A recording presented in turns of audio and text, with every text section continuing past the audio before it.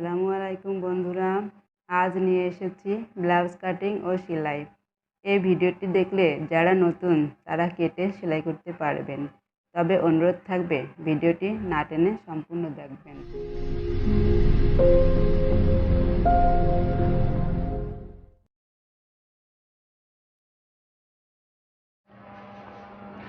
আমি কাপড়টিকে দুই ভাঁজে ভাঁজ করে নিয়েছি। আমি 14 ঝুলের একটি ব্লাউজ তৈরি করব। এর জন্য আমি প্রথমে 14 ইঞ্চিতে একটা দাগ কেটে নিব। 14 ইঞ্চিতে একটা দাগ কেটে নিচ্ছি।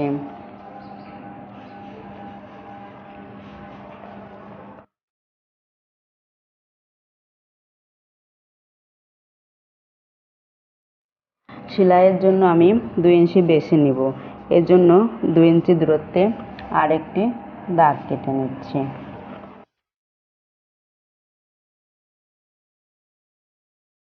এটা আমার পিছনের পার্ট। আমি প্রথমে গলা এঁকে নিচ্ছি। গলার পুট গলা নিচ্ছি 2.5 ইঞ্চি। নিচে ডিপ নিচ্ছি 5 ইঞ্চি। নিয়ে আমি বক্স এঁকে নিচ্ছি। বক্স এঁকে আমি রাউন্ড শেপ দিয়ে দিলাম। এরপর আমার পুট হচ্ছে 13 ইঞ্চি। আমি পুটের অর্ধেক নিব 6.5 ইঞ্চি। 6.5 ইঞ্চিতে একটা দাগ কেটে নিচ্ছি। আমি বগল মোহরা নিব 6.5 ইঞ্চি। 6.5 ইঞ্চিতে একটা দাগ কেটে নিচ্ছি।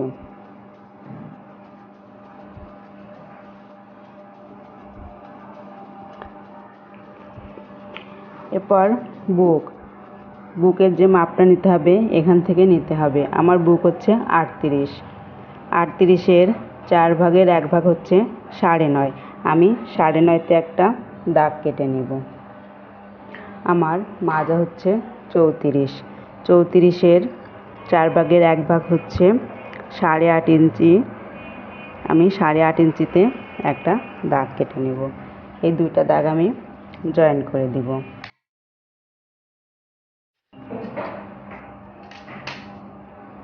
এরপর সেলাইয়ের জন্য আমি 2 ইঞ্চি বেশি নিব।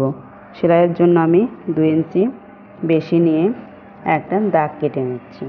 এখানেও আমি 2 ইঞ্চিতে একটা দাগ কেটে নিচ্ছি। এটা আমি জয়েন করে দিব। এরপর আমি বগল মোহরার শেপটা এঁকে নেব। বগল মোহরার শেপ এই মাঝ বরাবর এখান থেকে ধরে আমাকে গোল করে এঁকে নিতে হবে।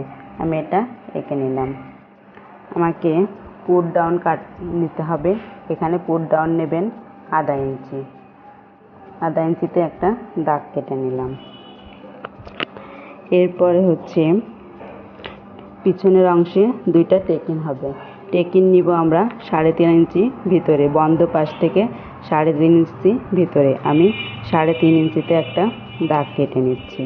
দাগ কেটে উপরের দিকে আমি 6 ইঞ্চি পর্যন্ত উঠাবো। এটা সকল মাপের জন্য আপনারা 6 ইঞ্চি পর্যন্ত নিতে পারেন। আমি 6 ইঞ্চি পর্যন্ত তুলে দাগ কেটে নিলাম। এটা হচ্ছে টেকিন। আমার পিছনের অংশটা আঁকা কমপ্লিট হয়ে গেছে। এবার আমি এটাকে কেটে নিব।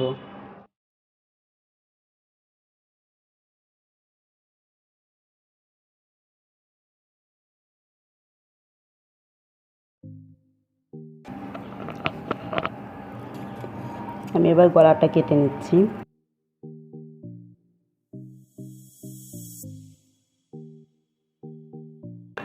এই জয়েন্টগুলোতে আমি একটু মার্ক করে রাখছি যাতে জোড়া দেওয়ার সময় একই জায়গায় জোড়া দিতে পারি। এই টেকিনটা আমি নিচের দিকে পুরো নামিয়ে দিয়ে এখানে একটা মার্ক করে রাখছি।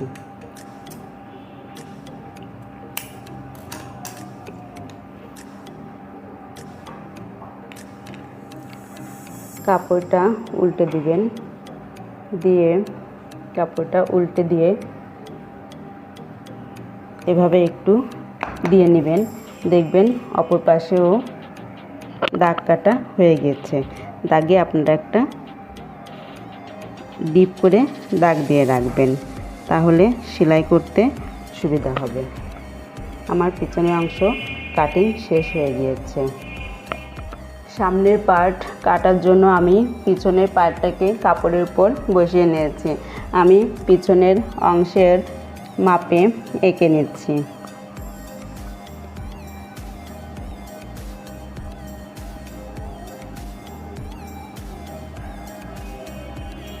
এরপর সামনের পার্টে বোতাম পট্টি এবং ঘাট পট্টির জন্য আমি এখানে 2 সুতা পরিমাণ কাপড় বেছে নিচ্ছি সেলাইয়ের জন্যে। পিছনের পাটের থেকে সামনের পাটে 1 ইঞ্চি করে কাপড় বেশি নিতে হবে। এর জন্য আমি 1 ইঞ্চি করে কাপড় বেশি নিয়ে একটা দাগ কেটে নিচ্ছি। সামনের পাটে যেহেতু টেকিন হয়, এই টেকিনের জন্য এই কাপড়টা বেশি লাগে, এজন্য আমি 1 ইঞ্চি বেশি কাপড় নিয়ে একটা দাগ কেটে নিচ্ছি।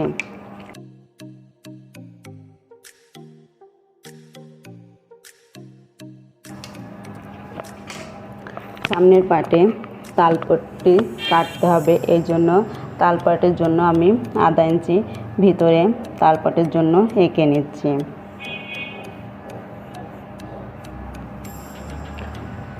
এঁকে নিলাম। এরপর সামনের পাটে টেকিন আঁকতে হবে। টেকিনটা সাধারণত এই উপর থেকে মানে কাঁধ থেকে নিচের দিকে নামতে হয়। আমি কাঁধ থেকে নিচে 10 ইঞ্চিতে একটা দাগ কেটে নিচ্ছি।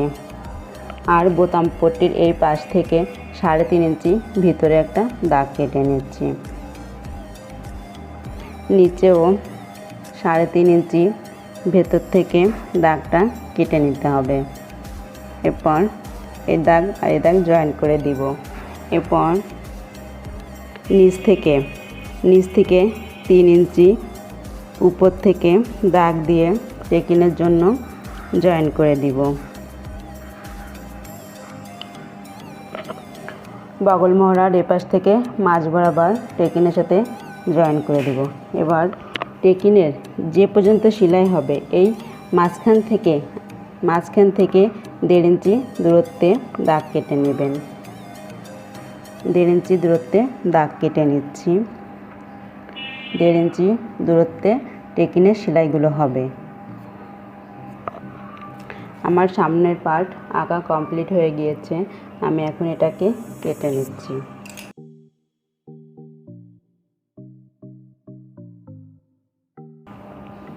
টেকিনের দাগগুলোর নিচে আপনারা মার্ক করে রাখবেন, যাতে সেলাইয়ের জন্য আপনাদের আর অসুবিধা না হয়। সেলাই করতে গেলে যাতে ধরতে পারেন যে এখানে আমার টেকিনগুলো হবে, এর জন্য সেখানে একটা করে মার্ক দিয়ে রাখবেন। আর আঁকা কাপড়টিকে উল্টে অপর কাপড়টির সাথে লাগিয়ে একটা ছাপ দিয়ে নেবেন, যাতে অন্য কাপড়টায়ও টেকিনটা আঁকা হয়ে যায়। দেখেন আমি যেভাবে নিচ্ছি আপনারা এভাবে নেবেন। দেখেন আমার আঁকা হয়ে গিয়েছে। এবার আমি এই দাগগুলোকে একটি ডিপ করে দিয়ে রাখছি, যাতে আমার সেলাইয়ের জন্য অসুবিধা না হয়। এবার আমি হাতা কেটে নিব। হাতার জন্য আমি কাপড় নিয়েছি। হাতার ভাঁজের কাপড় হবে, আমি বগল মোহরায় যা নিয়েছি তার সাথে আরও 2 ইঞ্চি বেশি নিতে হবে। আমি বগল মোহরায় নিয়েছিলাম 6.5 ইঞ্চি, আর হাতার ভাঁজের জন্য আরও 2 ইঞ্চি বেশি নিয়ে আমাকে 8.5 ইঞ্চি নিতে হবে। আমি কাপড়ের ভাঁজ 8.5 ইঞ্চি নিয়ে নিয়েছি। আমার হাতার ঝুল 18 ইঞ্চি। আমি 18 ইঞ্চিতে একটা দাগ কেটে নিচ্ছি। আমি সেলাইয়ের জন্য আরও 1.5 ইঞ্চি বেশি নিচ্ছি, এর জন্য 1.5 ইঞ্চিতে আরেকটি দাগ কেটে নিচ্ছি। আমি শেপের জন্য 3.5 ইঞ্চিতে একটি দাগ কেটে নিচ্ছি। এরপর আমি শেপটা এঁকে নিচ্ছি।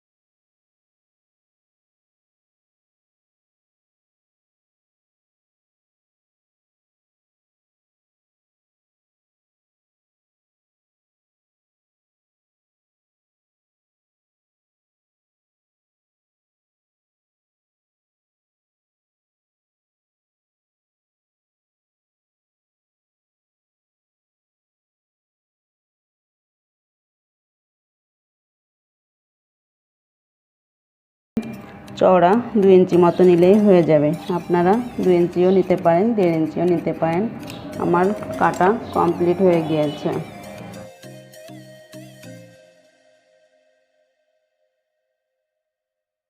ব্লাউজ সেলাই করতে নিয়ে এলাম। প্রথমে আমি টেকিনগুলো সেলাই করে নেব। এভাবে টেকিনগুলো সেলাই করে নিতে হবে।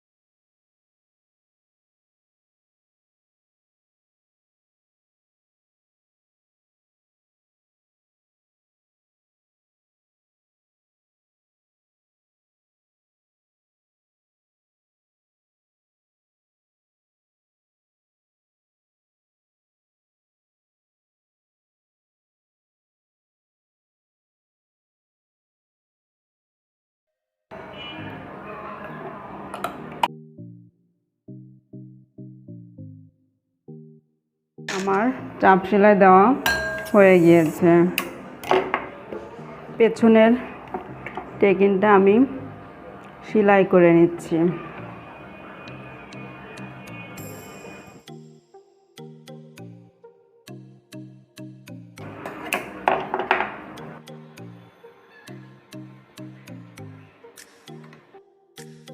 সেলাই করা হয়ে গিয়েছে।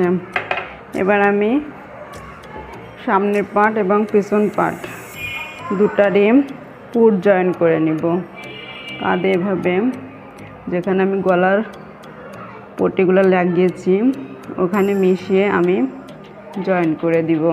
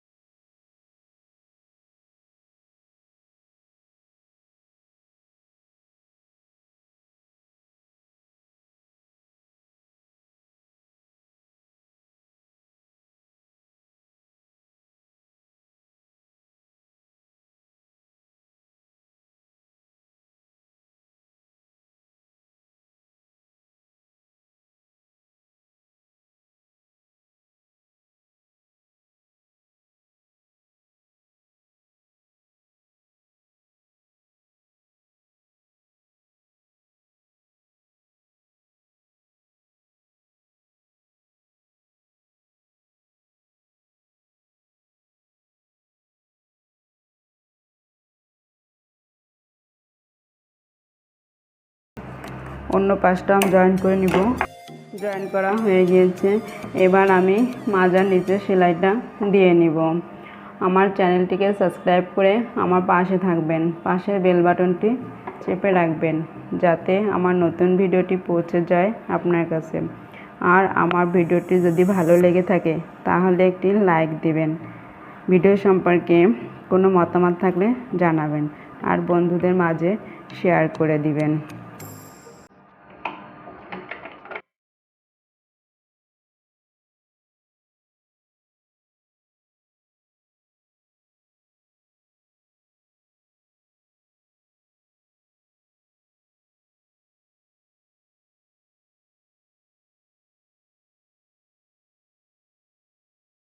নিচের সেলাইটা দেওয়া হয়ে গিয়েছে। এবার গলার পট্টিটায় সাইডে একটা সেলাই দিয়ে নিতে হবে। এটা দিলেও হয়, না দিলেও হয়, না দিয়েও অনেকে সেলাই করতে পারেন। আমি একটা সেলাই এখানে দিয়ে নিচ্ছি।